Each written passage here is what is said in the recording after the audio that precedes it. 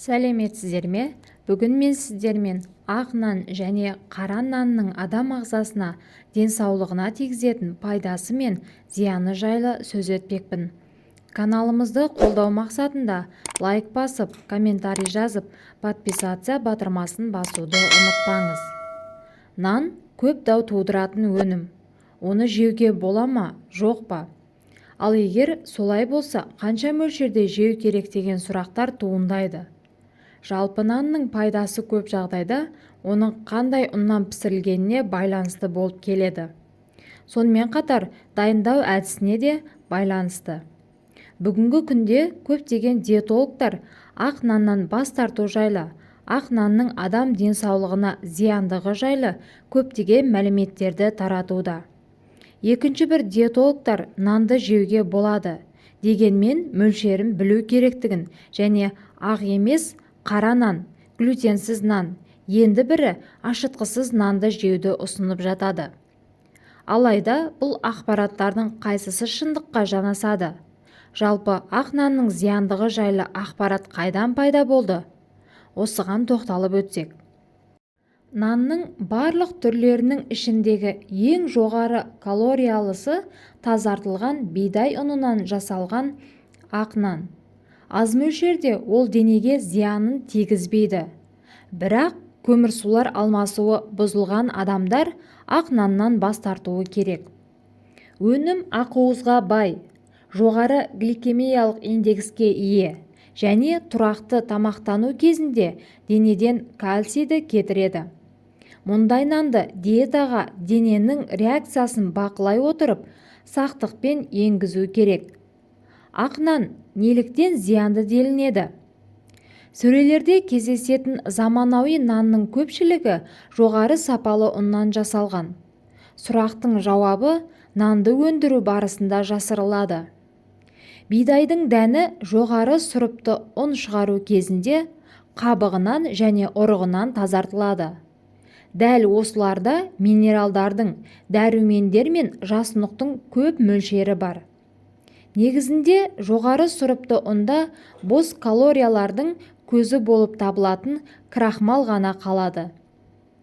Ал ақ нан өндірісінде көп жағдайда ұн сонымен қатар ағартылады. Ол үшін әртүрлі заттар мен химиялық қосылыстар қолданылады. Оларды ағзаға үлкен зиян келтіретіні екіталай. Алайда олардан ешқандай пайда жоқ.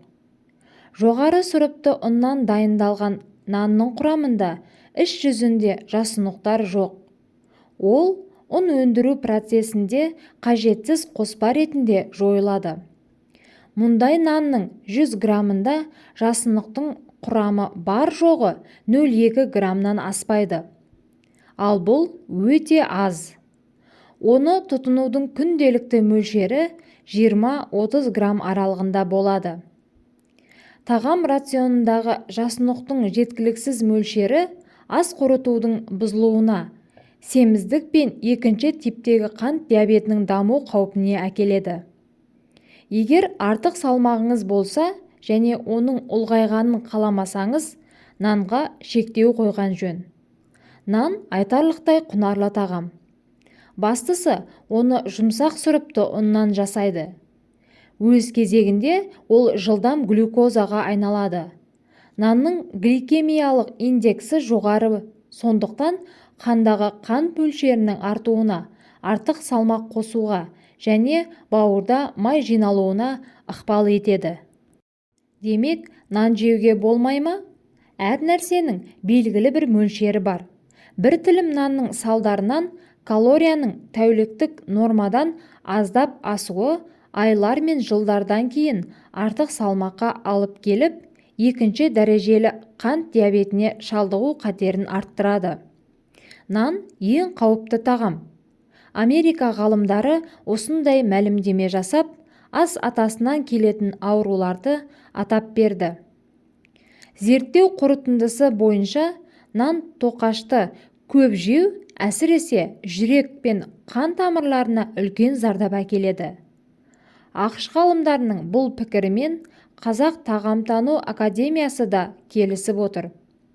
Академик Төрегелді Шарманов қазіргі нанның құрамы толған химиялық қосындылар екенін мәлімдеді.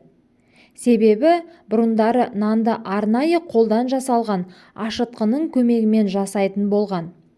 Ал қазіргі кезде құрамы түрлі химиялық қоспалардан тұратын қопсытқыштар мен ашытқылардан жасалған нан өнімдері айтарлықтай зиянды делінеді.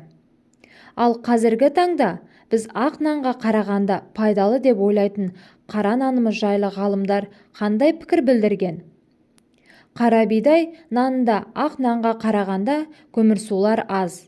Ол сондай-ақ аз калориялы. Қара бидай наны талшықтарға, микроэлементтерге және витаминдерге бай. Ағза үшін ең маңызды амин қышқылдарының бірі лизин, оның құрамында көп мөлшерде болады. Құрамы мен ағзаға пайдасы жағынан бұл нан ақ нанға қарағанда жақсырақ. Оның құрамында кальций, магний және темір әлде қайда көп. Оны балалардың, қарттардың, тіпті қант диабетімен ауыратындардың диетасына қосуға болады. Қара нанның алуан түрі ретінде қоңыр нанның да ағзаға пайдасы бар. Ол қара бидай ұнынан дайындалады. Кейде оған бидай қосылады.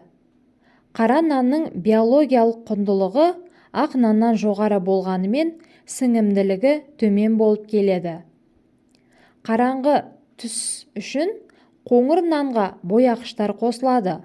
Бұл өнімнің әдемі көрінісі үшін ғана жасалады, деп тұжырымдаса, енді бір ғалымдар шындығында екі нанның құрамы көмірсулардың мөлшері мен құнарлылығы бойынша бір-бірінен айырмашылығы аз. Қант диабетіне шалдыққанда ақ нанды қара түріне алмастыруға болады деген сөздер аңыз болып табылады. Олардың арасындағы жалғыз айырмашылық қара нандағы көмірсулардың көзі қара бидай ұны дейді. Сонымен қатар қазіргі кезде глютенсіз нанды диетологтар жиі ұсынуда. Себебі глютен ағзаға зиян. Глютенсіз нан бұл күріш немесе жүгері ұнынан жасалған нан.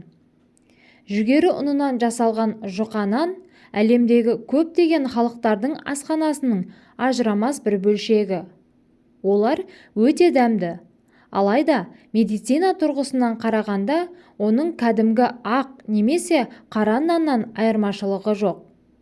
Бір ғана айырмашылығы олардың құрамында глютен, яғни кей адамдарда ішектің қабынуын тудыратын ақуыз жоқ. Ішектің глютенмен зақымдалуы глютенді энтеропатия деп аталады және шамамен адамдардың 1% ғана кездеседі. Бүгінде желілік сарапшылардан ішектің тесілуі мен улы глютен туралы әңгімелерді жиі естуге болады. Олар глютенсіз диетаны қажет етпейтін адамдарға ағзасының глютенді көтере алмайтынын дәлелдеместен қан талдауын пайдаланып диетаның осы түрін ұсынып жатады.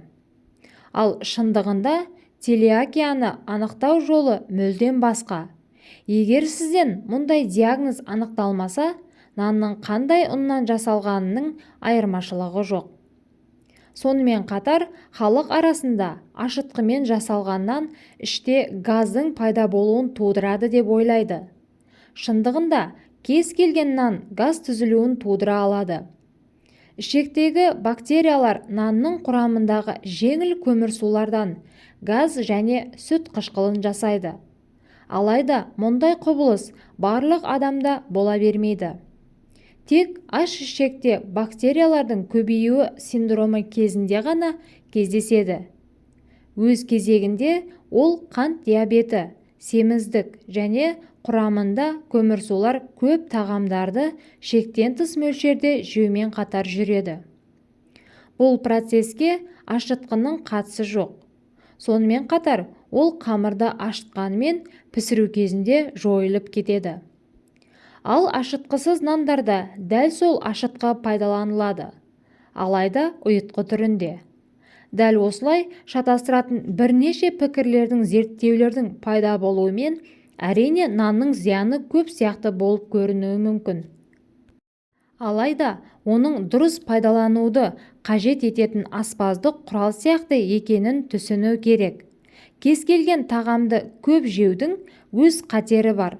Сондықтан нанның да мөлшерін біліп жеу керек.